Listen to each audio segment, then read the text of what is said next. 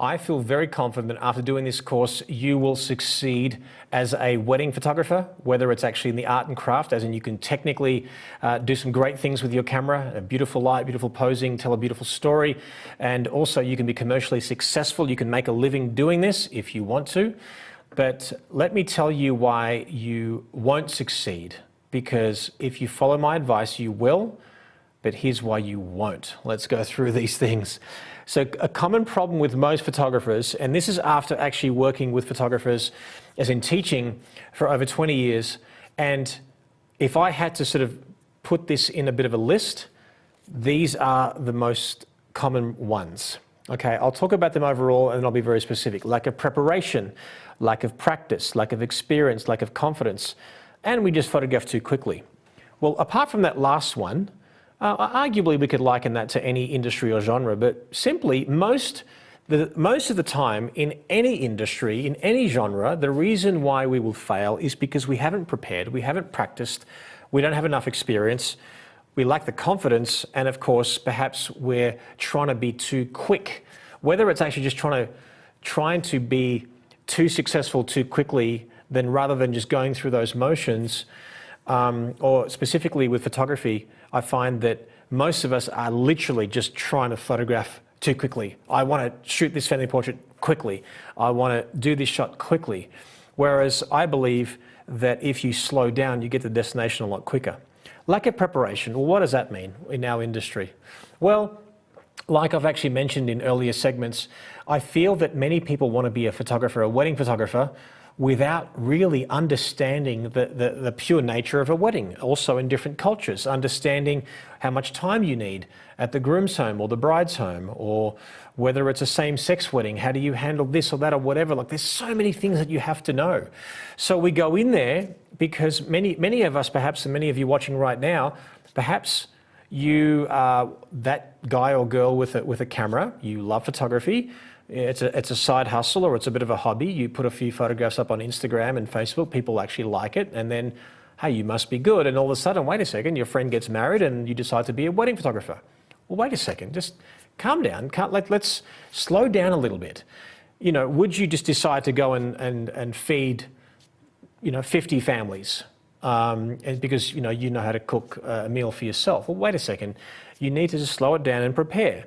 And preparing is just watching segments and videos like this. And if you follow my advice in the order that I'm actually encouraging you to actually follow it in the segments and not dismissing something as irrelevant to you, then that's going to be an issue.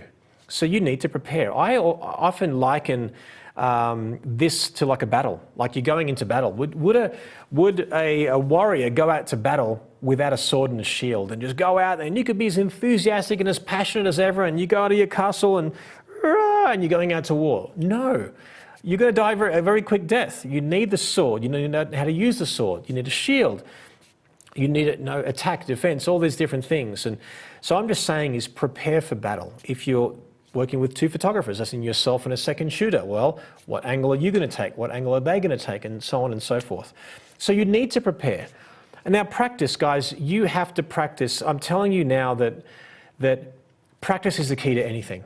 I, to this day, still practice what I do. Now, I do it under the guise of a personal shoot, but I'm telling you that every time I pick up the camera, I learn a quicker way of doing something, a more efficient way, a different little lighting thing, a technique, a different way of reflecting light or photographing a reflection, or a different way of capturing a shadow, something that makes someone laugh. Like, I literally add feathers to my cap every single time that I shoot. But if I only practice what I do for a living on a paying gig, would I ever be that great? Someone like Roger Federer, who's widely considered the best tennis player who ever lived, he practices every day, tennis. Now, he's got nothing to prove. He could just stop and be done and known as a legend, but he's hungry for that victory, hungry for that next one. I'm saying to you, you have to photograph a wedding with the experience of your 5, 10, 20, 100, whatever it is that you are, and how many that you've done, but with the enthusiasm of your first. So practice, though, it's just the key. There's going to be times where you need a reflector. You know, I'm a natural light shooter. I don't know how to shoot with flash. And all of a sudden you get approached with a church that you can't use flash. You have to be in one position. You have no tripod. You have a camera that can't really shoot above an ISO of 2,000 to 3,000. You don't have a fast lens and you have to make it work. Well, what do? Let's practice. So don't only practice on a paying gig, practice your craft and understand your camera, understand your lenses, understand the complexity of that tradition, that culture, that ethnicity, the dynamics of that family beforehand. And then on the day, well, you know, it's no different than us growing up with the movie Karate Kid, wax on, wax off, and we all know the deal, right? We understand that there's a process there that you may not understand how much you've learned and retained, and all of a sudden you get approached with this wedding, but you've done it like so many times before, you've got this. So practice is the key, and never let up on it. I don't care how long you've been doing it, devote time to practice your craft. Because after all, we've said in earlier segments that if you actually love what you do, you enjoy it, therefore you get better at it, it becomes a passion, and now it's just this vicious cycle. How much better can we get? That's what I love about photography. You will never be at your peak. There is no such thing as absolute perfection. So practice, practice, practice. Experience, well, it's sort of one and the same. The fact is that I'm teaching you knowledge right now, but wisdom you just have to live. So knowledge is basically, you can read a textbook, but then going out there and doing it is a different story. Quite simply, you need to be there and understand the street smart of what we do. No better way than actually assisting and holding the bags of an experienced photographer and being right there. And why do you think I created this course? Very few photographers actually allow other photographers to assist them anymore. So then you're like, well, how do I learn? I want to know what it's like to be at a wedding. I want to know what it's like to be at a groom's home with 10 minutes to photograph the whole coverage. I want to know what it's like to be at a bride's home where arguably she's feeling a bit conscious about her weight. Maybe she's got rough skin. The makeup artist didn't do a good job. And I've got 10 families waiting for a photograph, all thinking that they should be first, and I've got 15 minutes left. Where do I start? You need to know what to do. So what I've done is I've included in this bundle several weddings that you can see what it's like to be at an actual wedding. And well, now I know how an experienced photographer actually approached that particular problem and how he solved it. How do we maximize that opportunity? How did we create something out of nothing? That's what it's all about. We need to know how to do that. Nothing will help you better than just being on the job and having this experience. That's why I strongly encourage you that you should go back to the weddings that are featured in this bundle and watch them over and over again, and look at those other weddings that we're offering there to you as well, because they are filled with first-hand, fly-on-the-wall approach. This is the way we approach a wedding. Lack of confidence. Well, of course, if you prepare well, you practice enough, and you have enough experience, of course your confidence grows. Now, we've all heard the term fake it until you make it. Well, some people misconstrue that. In other words, lie to your clients about your experience. You should never do that. I believe that saying is more faking the confidence that goes with being an experienced photographer. So when it comes to weddings, if you have no experience, and of course if you book a gig based upon your experience and they book you in good faith, and I've only got one album to show you, I've only done 1-2 weddings, they book you in good faith, well, great, your client should really not expect anything more than what you've shown them. But I'm saying to you that confidence will just go with, you love what you do, therefore you enjoy it, the passion increases. As you get more experience, as you practice more, as you prepare more, your confidence will grow. But even if you are not confident and you've just started and you're nervous, and I know some people have been shooting for decades and are still nervous. There's many performers that we know who are artists who sing and dance and all those kind of things. They're just nervous all the time because all eyes are on them. Or you might thinking, oh my God, I've got this wedding, or the future legacy and the story of this wedding is in my hands. That's a big responsibility. I don't think about the result. I think about the steps I have to take to get to that result. Focus on the process. Just get the shots, just get the shots. And I'm saying the confidence will come. The confidence will come if those first three things you'll be doing over and over and over again. I often, when I'm feeling a bit flat, when I'm feeling a little bit weird, or I've had a hard day the day before, or maybe just having a bad day in general, I say to myself, I walk into a groom's home and I say, what would the most experienced photographer in the world do in my shoes right now? changes your mindset. Well, they wouldn't freak out. They would be more personable. They would get to know people. They would ask personal questions. They would have fun. They would joke. They would show empathy. And all of a sudden, wow, like everyone's opening up to me and then creating this beautiful energy that now I can approach it. So if you know your camera, you should know your camera. You should know how it works. It's no different than a calculator to an accountant.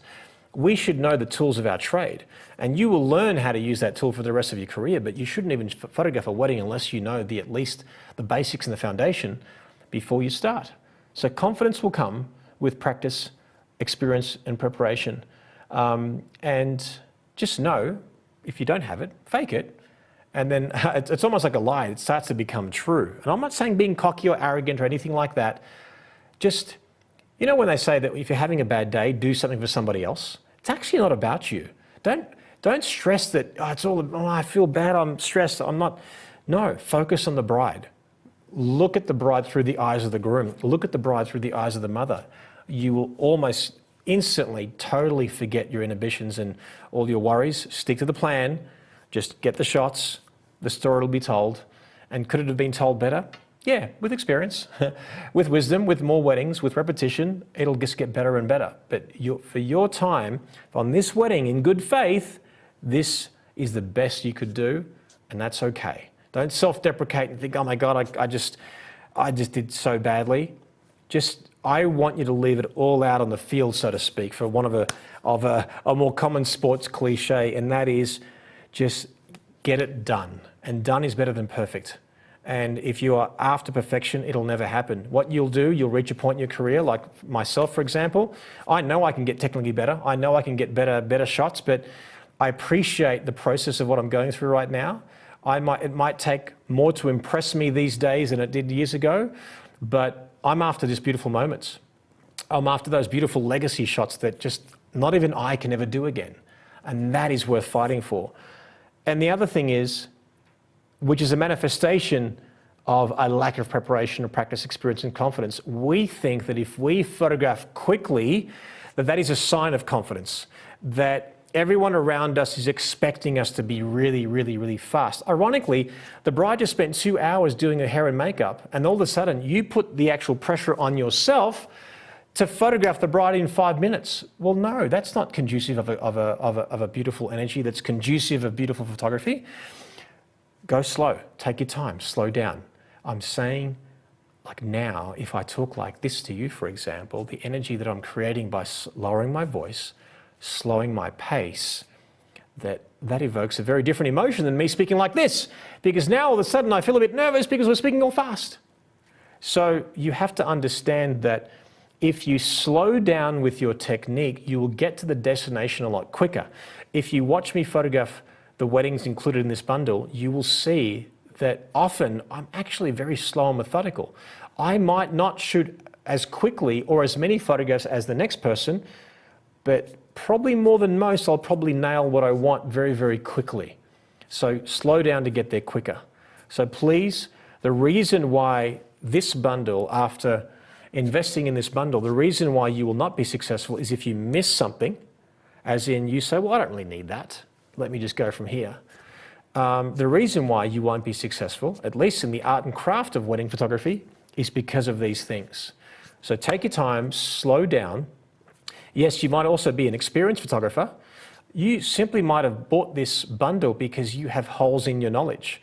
My suggestion is to go through this course in a curated fashion in the order that we suggest it to you. And if simply you know this already, that just might only affirm what you already know. Wouldn't that give you confidence? Wait a second, if an experienced photographer is telling me what I'm already doing is correct, well, that's fantastic. There's a pat on your back. But then you might just find there's a little hole in your knowledge or little gems or some epiphany that you will learn in a conversation like this that will mean all the difference. I can't wait to actually now slowly get in more detail, talking about lighting and posing and storytelling and all these things that'll make a huge difference with what you do.